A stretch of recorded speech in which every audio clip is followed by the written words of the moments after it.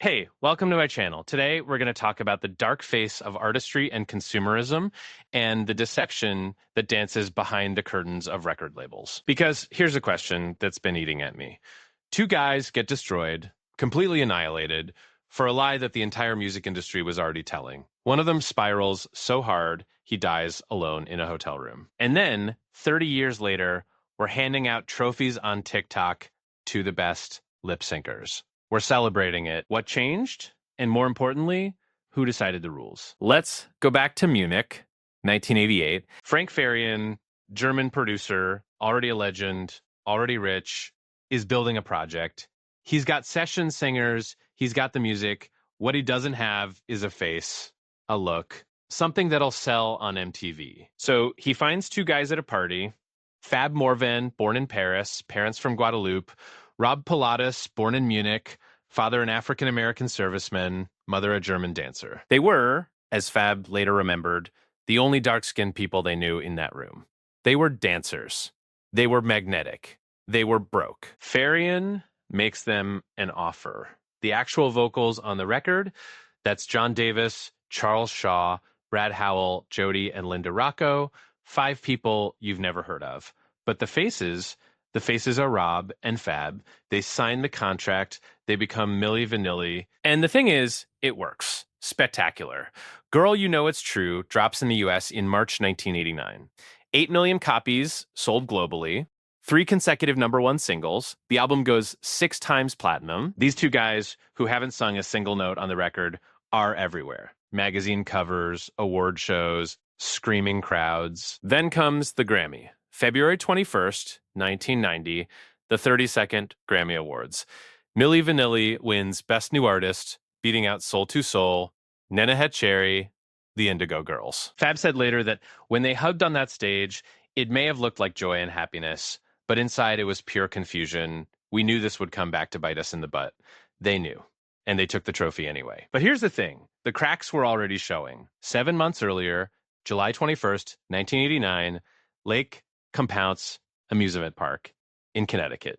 80,000 people, and right at the top of the show, the hard drive running their vocal tracks crashes. The chorus starts looping, girl, you know it's, girl, you know it's, girl, you know it's, the word true never comes. Just skipping. Forever. Rob Pilatus panics and runs off the stage. 80,000 people watching. And you know what? Most of them barely flinched. Because lip syncing at live shows was so common by then that a skipping track didn't even register as a scandal. An MTV VJ had to coax them back out to finish the set. That's how normalized this already was. But the Grammy win was too much. The ego got too big. Rob and Fab started demanding to sing on the next album. They pushed Farian, let us actually record our own vocals. Farian refused. And on November 14th, 1990, rather than let them walk, Farian did something calculated and brutal. He went public first. He fired them and confessed everything to the press. The next day, the Los Angeles Times headline, "It's true, Milli Vanilli didn't sing." 5 days later, November 19th, 1990, the Recording Academy voted unanimously to revoke the Grammy, the only time in Grammy history that has ever happened. They didn't give the award to anyone else. They just erased it. If you search for Milli Vanilli in the Grammy database today, you get nothing. Their list of Best New Artist winners jumps from Tracy Chapman straight to Mariah Carey, like 1990 never happened. Rob and Fab held a press conference in front of over 100 journalists. They sang and rapped for the room, proving they could actually sing, which, by the way, they could. They said they had made a deal with the devil. Pilatus told the LA Times, "We sold our souls, we lied to our families and our friends, we let down our fans, and then the world turned on them. Not on Farian, not on Clive Davis at Arista Records, who had to know, not on the label machine that built the whole thing, no, on the 2 black men whose faces were on the album cover." The media went feral. Radio DJs made suicide jokes. One DJ said to Morvan, "Oh, something just fell out the window." Fans mailed back albums. Class action lawsuits piled up. Fans who'd bought tickets and records eventually got a $3 refund. $3. Arista dropped them. The album was deleted from the catalog. Their 1993 comeback record, featuring their actual voices, sold 2,000 copies, 2,000. And Rob Pilatus just broke. 11 stints in rehab over 7 years, multiple suicide attempts, assault charges, vandalism, attempted robbery. He was arrested, he served time, he lost everything. Fab saw him once stumbling outside the Viper Room in Hollywood and took him home to what looked like a crack house. On April 2nd, 1998, Pilatus showed up at Farian's studio. Ironically, they'd reunited to record a new album where they'd actually sing. And he was shivering, intoxicated, barely there. The next morning, he was found dead in a hotel room near Frankfurt. Alcohol and prescription pills. Accidental overdose. He was 32 or 33 years old. He was supposed to fly to India the next day. Fab Morvan said it plainly, they killed my dude. The documentary director, Luke Coram, said the vitriol 100% contributed to Rob's death. And I believe it. Now, here's where I need you to hold two things in your head at the same time. Jeniffer Lopez, you know her. Everybody knows her. Massive star, Super Bowl, halftime show, movies, perfumes, the whole empire. But let me ask you something. When's the last time you heard someone say Jeniffer Lopez is a great singer? Because here's what the research actually shows. Her 2001 hit I'm Real Murder remix, the chorus, the ad-libs, that's Ashanti's demo vocals. Ashanti got credited for background vocals. Not as a co-writer, not as the lead voice, background. Jenny from the Block. The chorus was demoed by Natasha Ramos, and Natasha herself confirmed in 2019 that the backgrounds are predominantly her voice. If You Had My Love, background vocals allegedly from Christina Milian. And she's been caught lip-syncing live at the 2021 American Music Awards, at American Idol in 2014. A travel show host literally tweeted mid-performance, "Did J-Lo just lip-sync? This is a singing show," right? The response? A shrug. Some tweets? Nothing. No Grammy revocation, no class action lawsuits, no career destruction, no one dying, and she's not alone. Britney Spears built an entire Las Vegas residency on backing tracks. Her spokesperson literally said, "Everyone knows Britney's performances are about the dancing." Beyoncé admitted to using a pre-recorded track at the presidential inauguration, and everyone defended her. Mariah Carey's New Year's Eve 2017 performance collapsed on live television. The backing track played, she just stood there, and it became a meme, not a catastrophe. Ashley Simpson had the wrong track play on Saturday Night Live in 2004 and did an awkward little jig before walking off stage. Victoria Beckham has openly admitted the Spice Girls microphones were often just turned off during shows.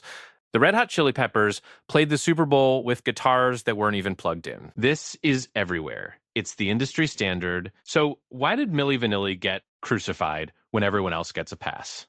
A few things. First, and this is the key distinction people miss, Milli Vanilli's offense wasn't just lip-syncing at concerts. They didn't sing on the record. That's a different crime. The Grammy rules require that the credited artists actually perform on the recording. Lopez, lip-syncing a performance is one thing. Someone else's voice being sold as yours on the album itself is another. But second, and I think this is the part nobody wants to say out loud, look at who paid the price and who didn't. Two black men from poverty with no industry power, no legal team, no leverage. They were the faces. Farian was the architect. The label knew, and when it all collapsed, the machine pointed at the faces and walked away clean. The documentary includes footage of Farian showing up at Pilatus's funeral, not to mourn privately, but to pose for photos with the press. That tells you everything. Third, the timing. This was 1990.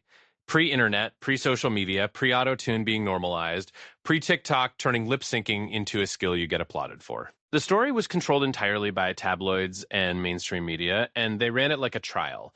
There was no counter-narrative, no nuance, no one saying, wait, Frank Farian did the same thing with Boney M, and nobody cared. The world wasn't ready to hear that the whole thing was a performance.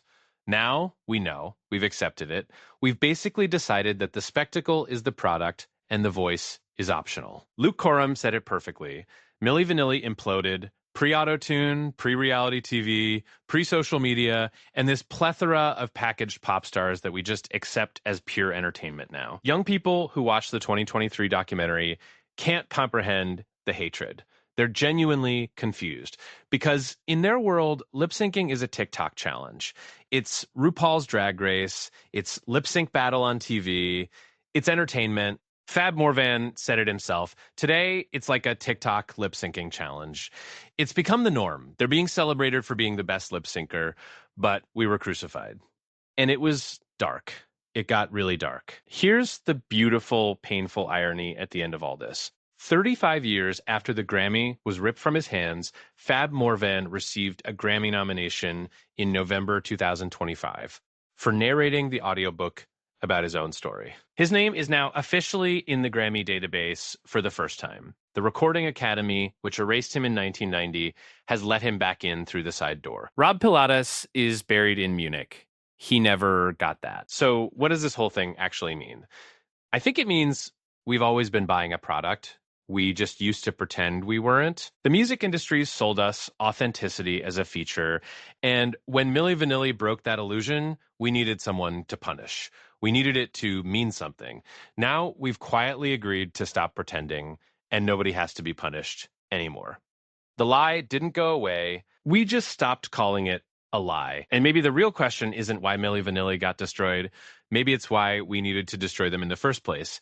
And what that says about what we actually want when we buy a ticket, press play, and tell ourselves we're experiencing something real.